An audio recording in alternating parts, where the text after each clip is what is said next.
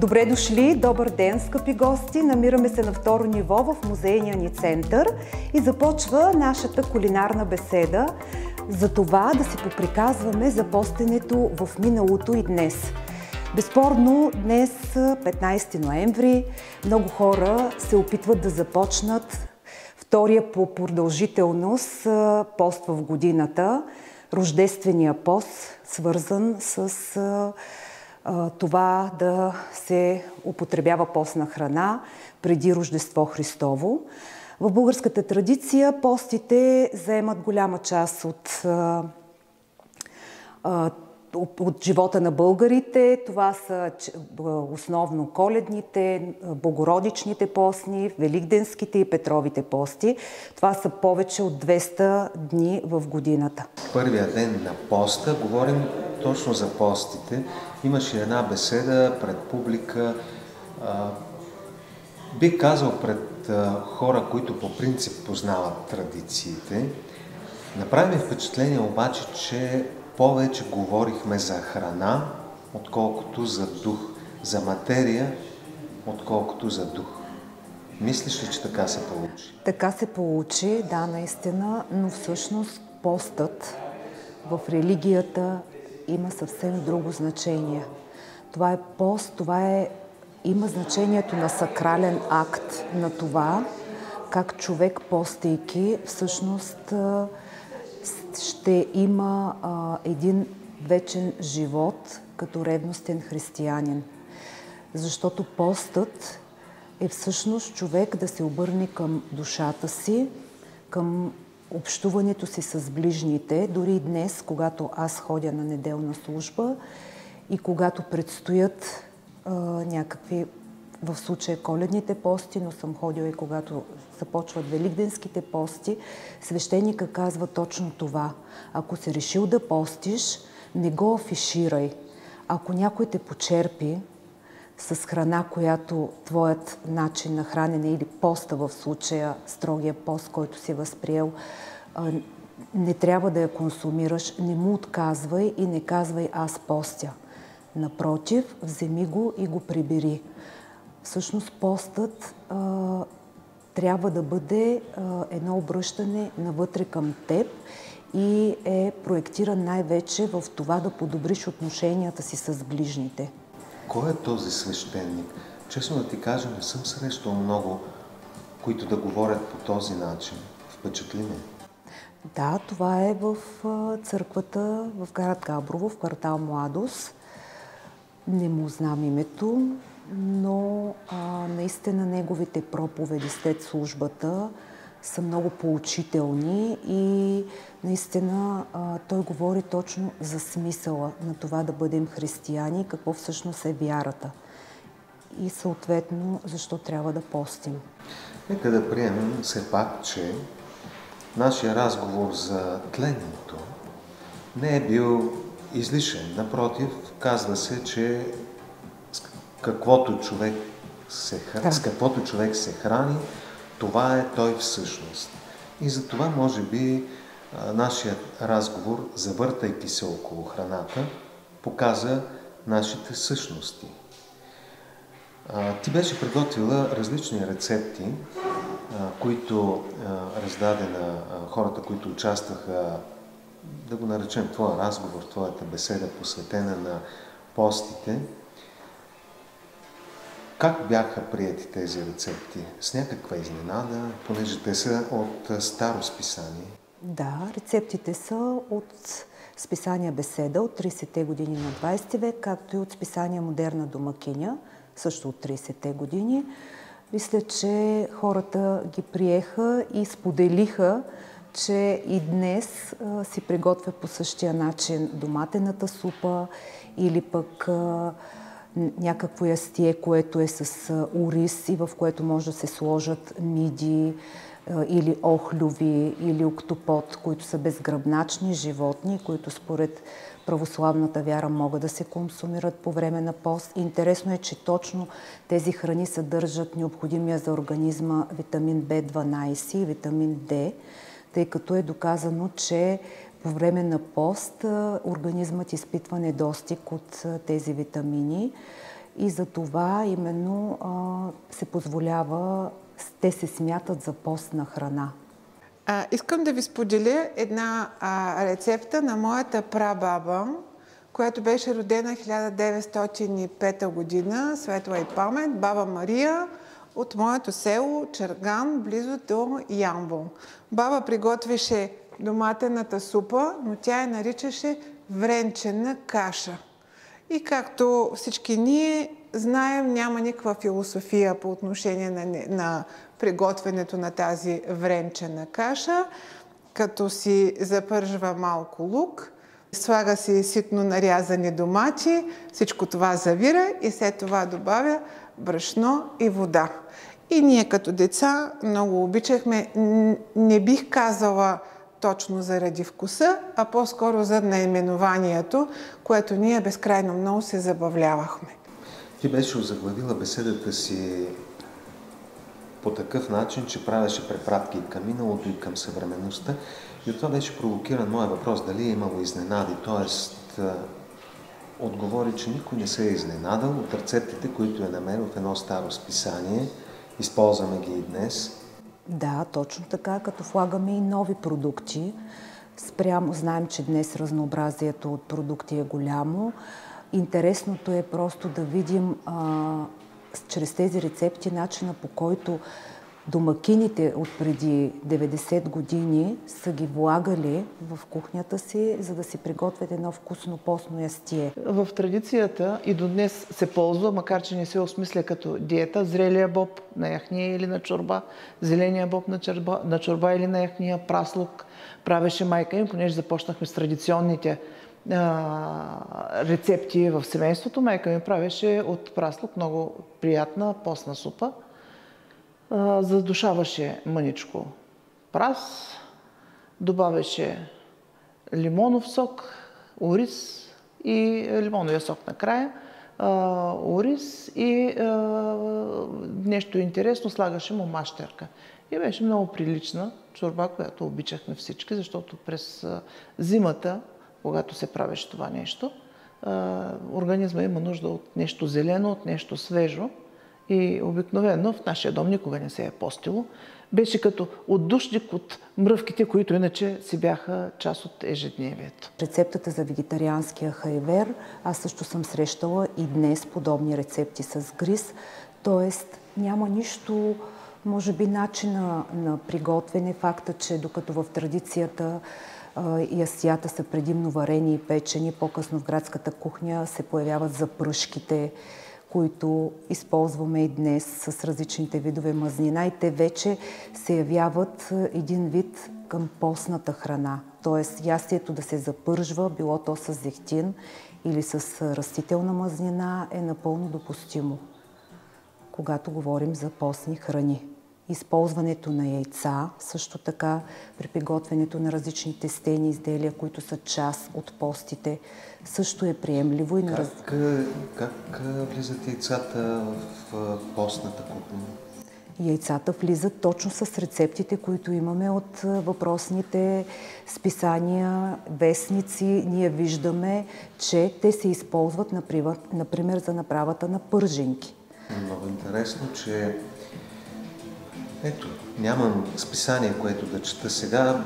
Вестниците отдавна са кът в България, но интернет сайтове дал Бог, колкото искаме на брой. И колкото и да прочетох днес, всичките съобщаваха категорично, че са изключени животинските храни, животинските продукти, в това число яйца, сирене, масло. Да, така е. Днес, съвременният постещ човек изключва тези продукти, но мой акцент беше върху това, как в миналото, в градското общество, всъщност стереотипа за това по време на пости да се яде изцяло растителна храна, в която не се добавя никаква мазнина, всъщност се разчупват, и как сред определени кръгове всъщност яйцата, сиренето, маслото се консумират по време на пости. всички пътешественици, които обикалят българските земи през 18-19 век и говорят за това как българите се хранят предимно с растителна храна, с хляб, който е черен и като камък. Такива са сведенията на чешкия пътешественик Йозеф Ворачек, който казва: българите се хранят почти изцяло с растителна храна, в която не слагат никаква мазнина.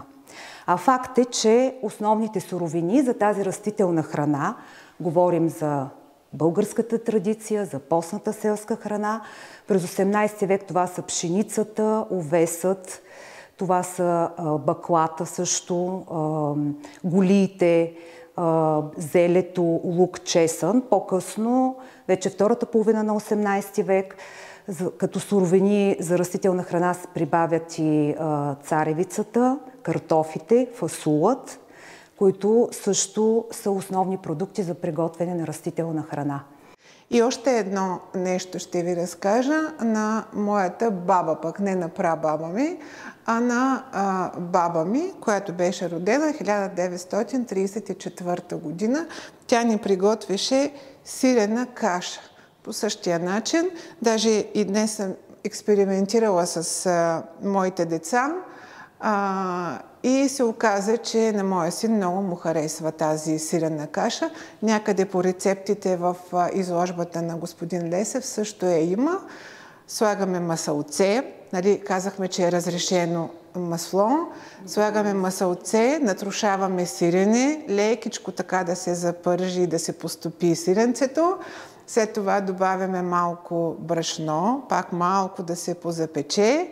Добавете водичка, оставете да клокне и след това се наслаждавайте на страхотния вкус. Но нещо, което не е строго вегетарианско, може да се вземе глава карфьол, да се попари с вода за няколко минути, само колкото да се бланшира.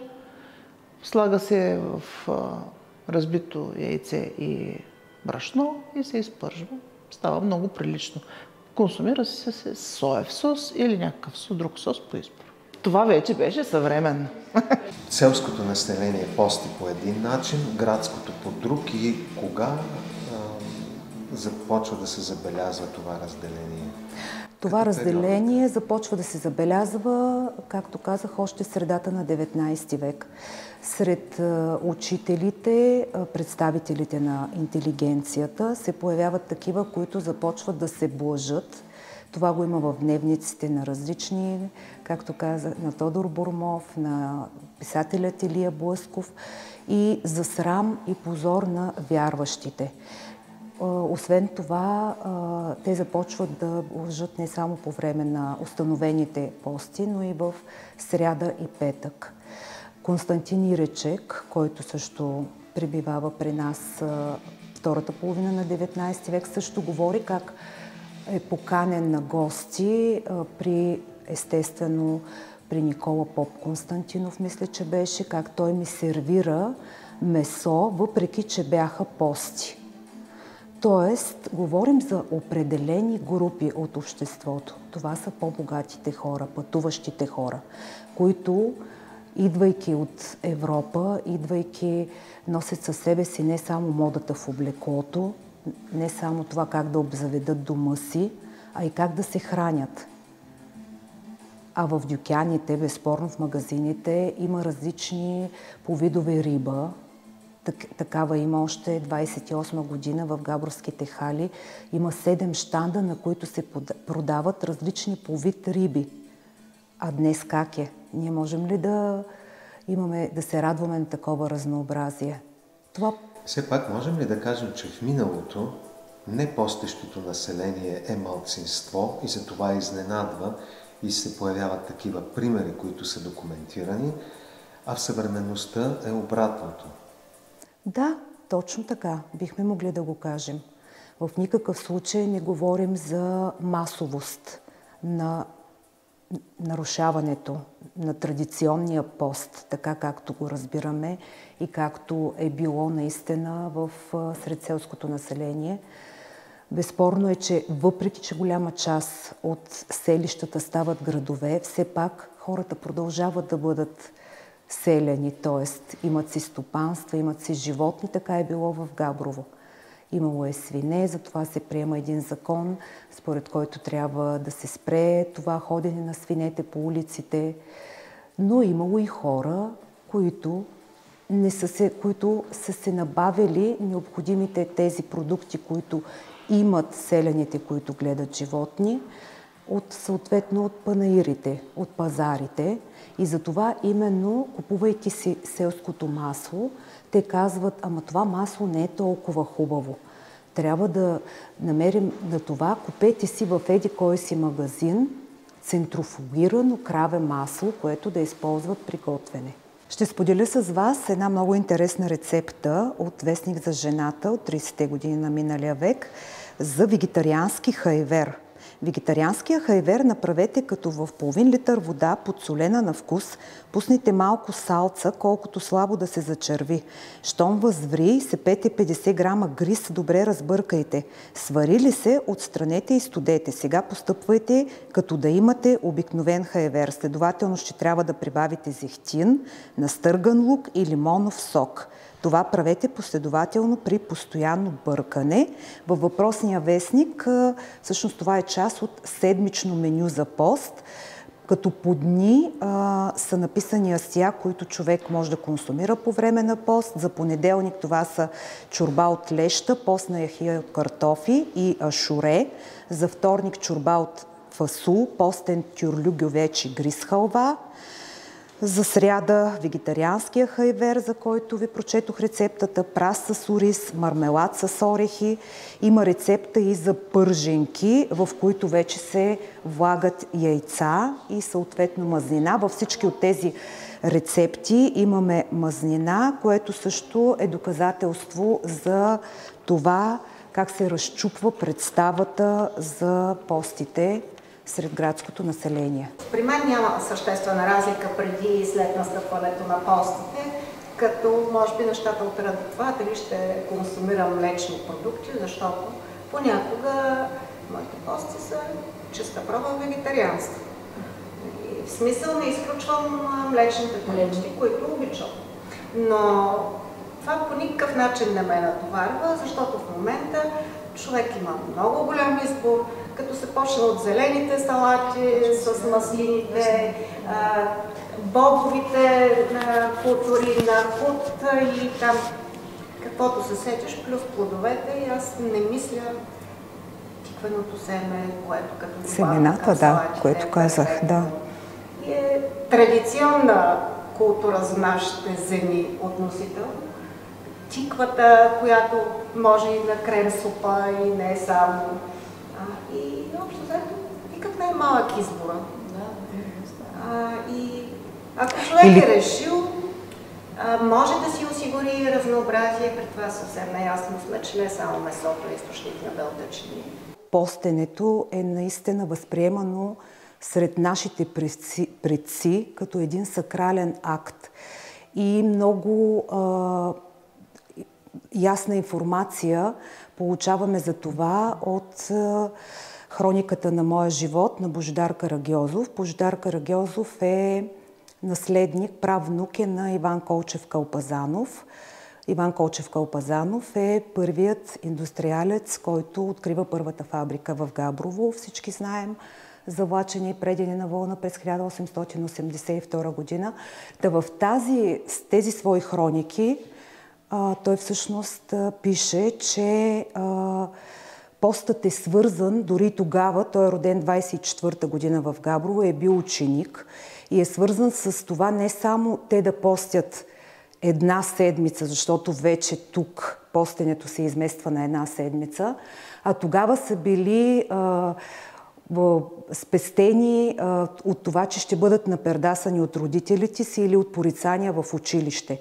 Тоест през това време самите деца са знаели, че трябва да се държат прилично, това вече говорим в градските условия, и че постите изискват те да бъдат добри, да имат добри обноски, а не само да пазят някакъв пост, който е свързан с храненето. И именно там той разказва как постенето от една седмица е свързано с това причестяване в църквата, след което пред църквата се продавали мекици, изпържени обилно в мазнина, които са били изключително вкусни и той никога няма да забрави този вкус. Въпреки че постенето, както е написано в хрониките, в градски условия преминават от 2, се редуцират на 2 до 1 седмица. И вече каква е разликата с постенето на село, така да се каже? Това е, че в града постепенно отделни групи от населението, това са предимно по-богатите хора, търговците, занаятчиите от средите, на които излизат първите индустриалци. Факта, че пътуват, всъщност носят със себе си и тази модерност в храненето. Факта, че започват да приготвят риби, рибата вече и морските дарове и включително и млечните произведения в един момент се оказват, че могат да се консумират по време на пости. Книгите от този период, първите учебници по домакинство, първите вегетариански, сега ще кажа и за вегетарианските книги каква е разликата, всъщност изобилстват с това как храната започва да се пържи в зехтин, дървено масло, в оливия малко по-късно. И всичко това е наистина влияние, както в една статия от 1910 година, списание "Семейно огнище", е написано, че тези интелигенти се влияят от контакта си с западните народи и започват да постят много по-малко, защото и да не спазват продължителните, в случая говорим за коледните пости. Още 50-те години на 19 век всъщност има сведения, че започва нарушаването на този пост. Илия Блъсков в своите бележки, той е писател и по-късно е учител, който е роден първата половина на 19 век, пише, че някой си учител Тодю си опекал агне и демонстративно го разнасял из чаршията по време на пости за съблазън на вярващите. Започва коледния пост, ако някой ни подаде храна, а ние сме решили да постим, нека не казваме: "О, не, аз постя", нека да приемем храната с благодарност. За да бъдем добри, защото наистина отношението между хората всъщност е най-важното. Затова всеки да уважава другия и да помага. Ако ти постиш, аз не постя, това не ни отличава един от друг. Ние трябва да бъдем добри един към друг.